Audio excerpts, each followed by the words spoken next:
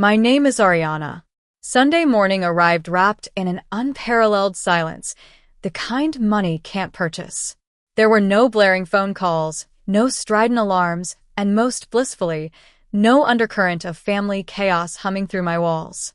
What filled the space instead was the gentle aroma of freshly brewed coffee, the warm embrace of sunlight filtering through the curtains, and an overwhelming sense that my house finally felt like home again.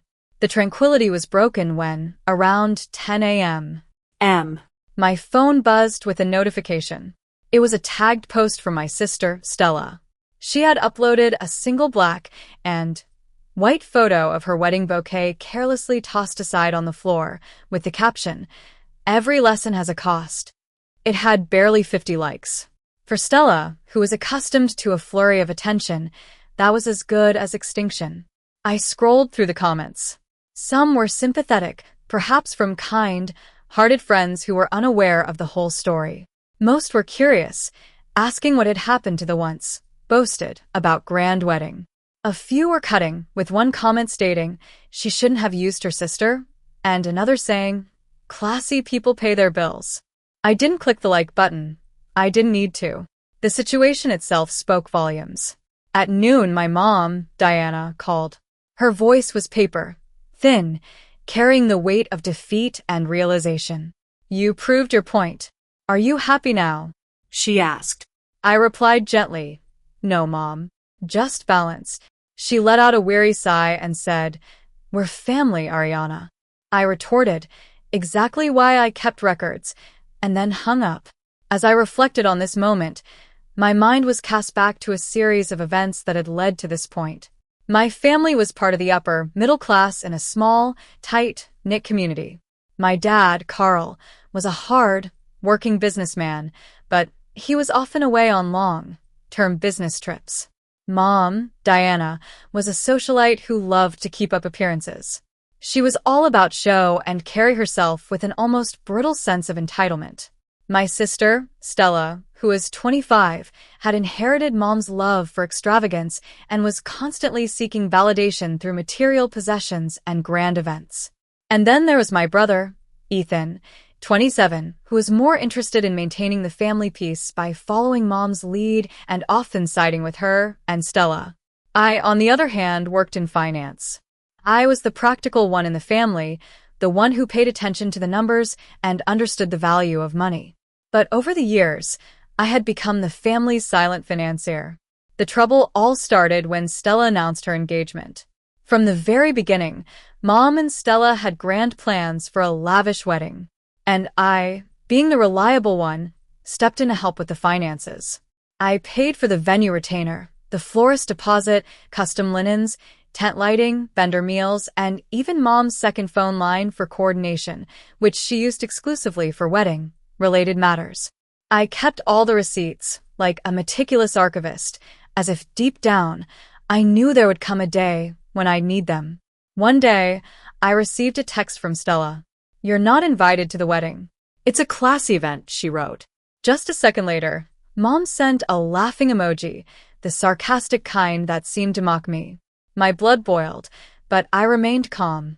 I typed back, "Understood," and then added, "I'll cancel the classy payments too." The 3 dots on the screen appeared, disappeared, and then reappeared, as if they were a visual representation of their shock. Stella quickly replied, "Don't be petty. It's just seating capacity." Seating capacity, indeed. For years, they had measured my love by how much financial burden I could carry. I set the phone down and opened my laptop. I navigated to the folder full of wedding contracts. The venue terms stared back at me in 11-point times New Roman. Primary pair retains scheduling control. Auto charge of final balance at 10 a.m. Friday. Authorized user may revoke at any time. Just then, a calendar reminder popped up on my screen. Venue walk, through in 24 hours. Host required. That host was me. I clicked open the payment panel, and the revoke button glowed like a beacon of hope. And as if on cue, a new message slid across the top of my screen from an unknown number. "Hi Ariana, this is the venue manager. Quick question about who actually controls the date. I stared at the message for a full minute, watching the steam curl from my coffee. Then I typed back, "That would be me. I'm the payer on file." 3 seconds later, her reply came, "Understood. We just needed confirmation. We've been contacted by your sister about upgrades, but those require your approval." I smiled, a small, sharp smile. "Hold all upgrades until further notice," I typed. By noon, Mom called, all cheer on the surface, but brittle beneath. "Sweetheart, the planner mentioned a little confusion." I retorted, "No confusion. Just clarification." She went on to say, "Well, it's your sister's big day. Don't make her stressed." I replied firmly, "I'm not. I'm making her accountable." I spent the afternoon poring over more contracts, the floral company, the caterer, the photographer. They were all under my billing address, and each contract ended with the same reassuring sentence: "Authorization may be revoked by account holder at any time." I wasn't sabotaging anything. I was merely taking back control of my own life. By 5 p.m. Ethan texted me, "Mom's freaking out. The caterer says payments paused." I typed back, "Correct. The event is paused until I'm treated like family, not a wallet." 10 minutes later, Mom sent a text saying, "Stop being dramatic." I closed my phone, leaned back, and whispered to the empty kitchen, "Dramatic is buying a $22,000 chandelier for a one-night dinner." The next morning, the city woke up gray and polished, the kind of quiet that precedes a storm. My phone blinked with a new email from the venue manager. "Miss Ariana, confirming your authority to either release or reassign the date. We have several inquiries pending for that weekend." I reread the words release or reassign. For years, I had signed checks so that my family could have their grand dreams. Maybe it was time I had a dream of my own. I opened the group chat to find it exploding. Stella was yelling, "Mom, fix this, Ariana. The venue says it's frozen." Ethan chimed in, "You're embarrassing yourself, Ari. Think long term. Family first." But family first had always meant I came last. I drafted a short email back to the manager. "Please reassign the date to another client. Release authorization effective immediately. Also, send all refunds to the original pair." With a trembling finger, I clicked send. At 11:23 a.m. My phone rang. It was Mom. "Tell me you didn't just..." I interrupted her. "I did. The date's open now." She gasped, "You ruined your sister's dream." I said softly, "No, you just found out who is financing it." She threatened, "You'll regret this, Ariana." I whispered, "I already did," and hung up. I spent the rest of the day cleaning my apartment, deleting old texts, sorting receipts, and reclaiming my peace one drawer at a time. At sunset, the venue posted on Instagram. A new event had been added for the 14th, a charity gala for women entrepreneurs. The photo showed the ballroom, the same one I had booked. Now, it was glowing in gold light for a cause I truly believed in. By Thursday morning, the storm hit. Stella's call came first, high-pitched and full of rehearsed fury. "You had no right to give away my venue," she screeched. I calmly replied, "I gave away my reservation. You were borrowing it." She spat, "You're jealous." I retorted, "Of what? Love? Attention? No, of debt." She gasped as if I had physically slapped her. Then I heard Mom in the background, muffled but sharp. "Tell her she's cut off." I almost laughed. Cut off from my own money. By noon, the fallout went public. The venue posted behind the scenes photos of the upcoming gala. Some guests noticed in the comments that it was the same date as Stella's wedding. Screenshots spread like wildfire, faster than any apologies Mom or Stella could offer. Mom texted again, "People are calling. You've humiliated us." I replied, "Then stop giving them material." I took the afternoon off work and drove to the waterfront. The bay wind smelled like salt and second chances. My friend Lily called while I watched the gulls dip into the gray water. "They're saying you canceled the wedding out of spite," she said. I replied, "Then they're half right. Spite is just a form of overdue honesty." "Any guilt?" "None." I bought silence for years. I'm just collecting change. That night, I checked the charity gala site. The tickets were sold out, and my refund had cleared. I donated half of it anonymously. The next morning, Mom sent one last text saying that Grandpa, Victor, had heard about this and was furious. But to my surprise, Friday evening, Grandpa called. His voice was slow and sandpapered with age. "Your mother's crying. Says you ruined everything." I waited for the scolding, but then he added, "About time someone did. She used to, kiddo. You've been paying for their class since college." I told her entitlement always sends an invoice. I smiled. "It finally got delivered," I said. He chuckled softly. "Good. Let her sign for it." After hanging up with Grandpa, I poured myself a glass of wine and scrolled through social media.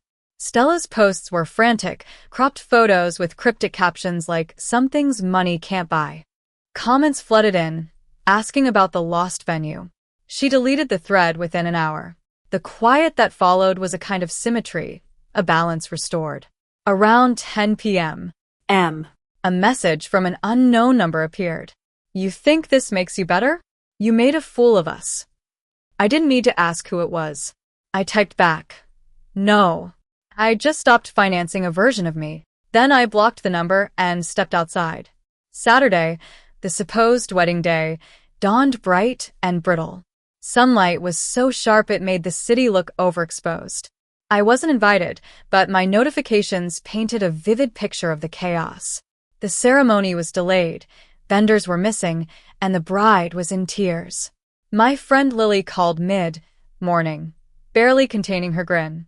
"It's chaos." The caterer left. The photographer walked. Your sister's screaming at volunteers. I sat on the couch, watching sunlight crawl across the rug, and said, "That sounds expensive." She added, "You're trending again. They're calling you the classy sister." I laughed. That's irony paying rent. By noon, Stella's fiancé called from an unknown number. "Ariana, be reasonable." "She's devastated." I asked, "About what?" "The vendors? The guests?" I then said quietly, "You can't punish her on her wedding day." I didn't. I just stopped protecting her from herself. After the call, I drove past the venue. Balloons sagged in the heat, and guests stood outside checking their phones. Through the glass, I saw Stella clutching her bouquet like a lifeline, Mom whispering behind her hand with a face tight with disbelief. And then, through the blur of sunlight, I saw Grandpa walking out alone. I parked the car, stepped out quietly, and nodded as he passed. He said under his breath, "You were right. Class isn't about chandeliers." I replied softly, "No, it's about consequences." That evening, I donated the last of the refund to a women's shelter in Stella's name, anonymously. The wedding ended before sunset, and the fate of the marriage was no longer my concern. Later that afternoon, Grandpa stopped by unannounced, carrying a small envelope. Inside was a check made out to me for the exact amount of the wedding's original budget. "I took it from their inheritance," he said. "Figured it might as well go to the only person who knows what integrity costs." I told him I didn't need it, but he replied, "I know. That's why it's yours." After he left, I placed the check in the folder that once held all the wedding contracts. Then I poured another cup of coffee, opened my laptop, and wrote my final message to the group chat. Debt settled. Boundaries intact. I wish you both a lifetime of lessons learned. I hit send and left the chat forever.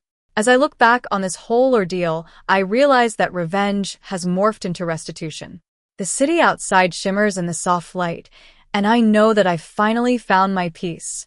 I open my email and see a thank you letter from the charity gala. "Your decision helped us raise over $180,000 for women starting over after financial betrayal." I read the line twice and smile. It was all worth it.